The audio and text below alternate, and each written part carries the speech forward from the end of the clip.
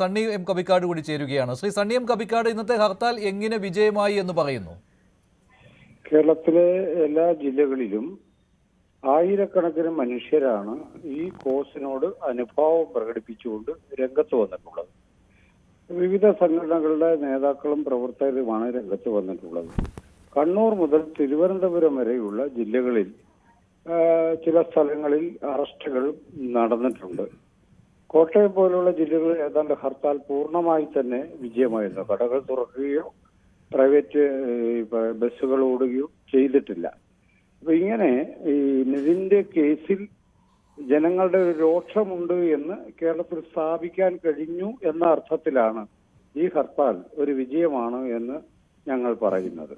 Shri Sunny M Kabikkad, ഇതിൽ നിങ്ങളുടെ ആവശ്യവും അതുപോലെ തന്നെ ഈ നിതിൻ രാജിന്റെ മരണത്തിലുള്ള ദേഷ്യവും രോഷവും അത് ജനങ്ങൾക്കുണ്ടായിരുന്നു. പക്ഷേ ആ അനുകമ്പയും മറ്റും അത് നിങ്ങളോടുള്ള രോഷമായി മാറിയില്ലേ പലയിടങ്ങളിലും? ഉദാഹരണത്തിന് ഇപ്പോൾ വെല്ലൂർ ഇൻസ്റ്റിറ്റ്യൂട്ടിൽ എൻട്രൻസ് എഴുതേണ്ട കുട്ടികൾക്ക് എഴുതാൻ കഴിഞ്ഞില്ല, അവർ തടയപ്പെട്ടു. ഒരു ക്യാൻസർ രോഗിയുടെ കാര്യം തിരുവല്ല താങ്കൾ കണ്ടതാണല്ലോ. അവിടെ ആ ക്യാൻസർ രോഗിയോട് ഇന്നലെ പോയാൽ മതിയായിരുന്നല്ലോ, എന്തിന് ഇന്ന് പോകുന്നു എന്ന രീതിയിൽ രോഷപ്രകടനമുണ്ടായിരുന്നു ഹർത്താൽ അനുകൂലിയുടെ ഭാഗത്ത് നിന്ന്. ഇത്തരം കാര്യങ്ങൾ നിങ്ങളുടെ ഈ കോഴ്സിനെ പിന്നോട്ടടിക്കുകയല്ലേ ഉണ്ടായത്? ആ അനുകമ്പ രോഷത്തിന് വഴിമാകുന്ന കാഴ്ച എന്തിനാ സാഹചര്യം ഉണ്ടാക്കി കൊടുത്തു? അത് നിങ്ങളുടെ ഒരു വ്യാഖ്യാനമാണത്.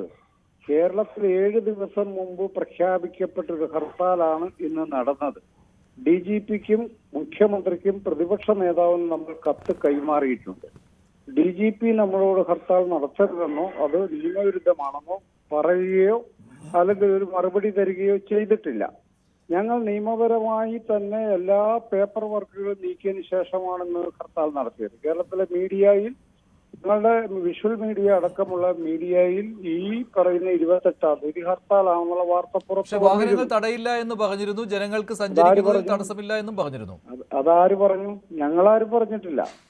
ഞങ്ങൾ പറഞ്ഞത് കേരളത്തിലെ പ്രൈവറ്റ് ബസ് ഓണേഴ്സ് അസോസിയേഷനും KSRTCയുടെ MDക്കും ഒക്കെ ഞങ്ങൾ കത്ത് കൈമാറുകയാണ് ചെയ്തത്. നിങ്ങൾ ഞങ്ങളോട് സഹകരിക്കണമെന്ന് ആവശ്യപ്പെട്ടു. വ്യാപാരി വ്യവസായി സമൂഹത്തോട് ആവശ്യപ്പെട്ടു. ഹോട്ടൽ ആൻഡ് റെസ്റ്റോറന്റ് അസോസിയേഷന്റെ ഭാരവാഹികൾക്ക് ഞങ്ങൾ കത്ത് കൊടുത്തു. ഇങ്ങനെ എല്ലാവരും ഞങ്ങളോട് സഹകരിക്കണമെന്ന് ആവശ്യപ്പെട്ടപ്പോൾ ഒരു വ്യാജ വാർത്തയാണ് ഒരു ചാനലിൽ പുറത്തു വന്നത്. വണ്ടിയോടും ഒരു ബുദ്ധിമുട്ടും ഉണ്ടാകത്തില്ല, കടകളും തുറക്കും. പിന്നെ എന്ത് ഹർത്താലാണ്? ഹർത്താൽ എന്ന് പറഞ്ഞാൽ അർത്ഥം എന്താണ്? ഹർത്താൽ എന്ന് പറഞ്ഞാൽ ഈ പ്രതിഷേധം രേഖപ്പെടുത്തുന്ന രീതിയാണ്. ആ രീതിയിൽ വണ്ടി ഓടാതിരിക്കുക, കടകൾ തുറക്കാതിരിക്കുക, മനുഷ്യർ പണിക്ക് പോകാതിരിക്കുക, ഇങ്ങനെ പല ഘടകങ്ങളും മരണം. അപ്പൊ അതുകൊണ്ട് ഞങ്ങൾ പറഞ്ഞു വണ്ടി ഓടിക്കോട്ടെ എന്ന് ഞങ്ങൾ പറഞ്ഞു, കടകൾ തുറന്നോട്ടെ എന്ന് ഞങ്ങൾ പറഞ്ഞു. പിന്നെന്ത് ഹർത്താലാണ് ഞങ്ങൾ നടത്തുന്നത്? ഞങ്ങളാരും ഈ ആക്ഷൻ കൗൺസിൽ അങ്ങനെ പറഞ്ഞിട്ടേ ഇല്ല. പക്ഷെ ജനങ്ങൾ ആഗ്രഹിക്കുന്നുണ്ടാവില്ല. ശ്രീ സണ്ണി എം കബിക്കാട്, ഈ ആവശ്യം ന്യായമാണ്. ആ ആവശ്യത്തോട് അനുകൂലമായി പ്രതികരിക്കുന്നവരാണ് കേരള ജനത, മാധ്യമങ്ങളും അങ്ങനെ തന്നെയാണ്. പക്ഷെ നിങ്ങൾ ഇന്ന് പലയിടത്തും കാട്ടിക്കൂട്ടിയത് എന്താണ്? ദൃശ്യങ്ങൾ താങ്കളും കണ്ടതല്ലോ. അതിൽ ഒരു ഖേദം പ്രകടിപ്പിക്കുന്നുണ്ടോ താങ്കൾ? ഖേദം പ്രകടിപ്പിച്ചുകൊണ്ട് മാത്രം പലതിലും കാര്യമില്ല. കാരണം എൻട്രൻസ് എഴുതാൻ പറ്റാത്ത കുട്ടികൾക്ക് ഇനിയൊരു അവസരമില്ല. ഈ കീമോതെറാപ്പിക്ക് പോകേണ്ടയാൾക്ക് ഇനിയൊരു അവസരം കിട്ടണമെങ്കിൽ കാത്തിരിക്കേണ്ടി വരും. ഇന്ന് കുട്ടികളും എടുത്ത് വലഞ്ഞ ആളുകളെ തമ്പാനൂരിൽ കണ്ടു.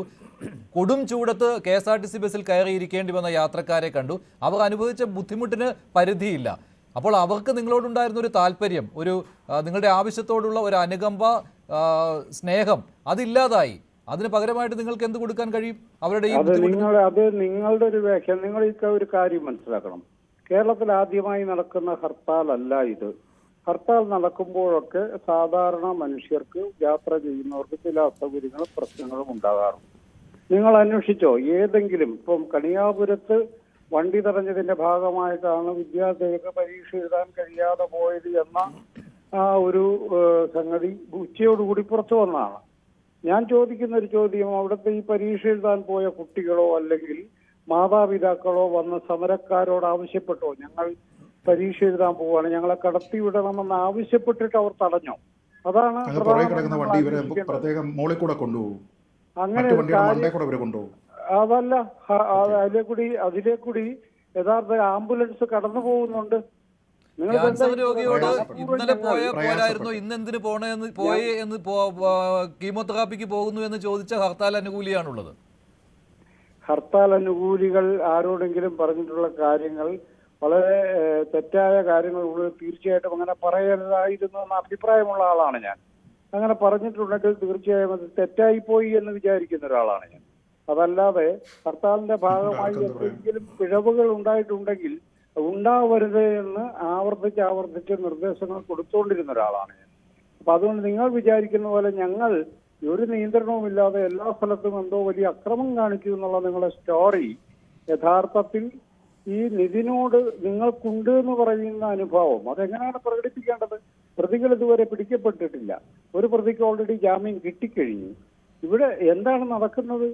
അപ്പൊ ഇതിനോട് പ്രതികരിക്കണ്ടേ? അതിനോട് പ്രതികരണം രേഖപ്പെടുത്ത ഒരാഴ്ച മുമ്പേ പ്രഖ്യാപിച്ചല്ലോ ഇന്ന് ഹർത്താലായിരിക്കുമെന്ന്. അതിന്റെ ഒരു തയ്യാറെടുപ്പ് ഗവൺമെന്റിന്റെ പക്ഷത്തുനിന്നോ അല്ലെങ്കിൽ പൊതുജനങ്ങളുടെ പക്ഷത്തുനിന്നോ ഉണ്ടായില്ല എന്നുള്ളത് ഖേദകരമായ ഒരു കാര്യമാണ്. പൊതുജനങ്ങളാണ് കുറ്റക്കാർ അല്ലേ? പൊതുജനങ്ങൾക്ക് ഞാൻ പറഞ്ഞിട്ടില്ല. കൂടുതൽ വാർത്തകൾക്ക് news 18 Keralam YouTube channel subscribe ചെയ്യുക.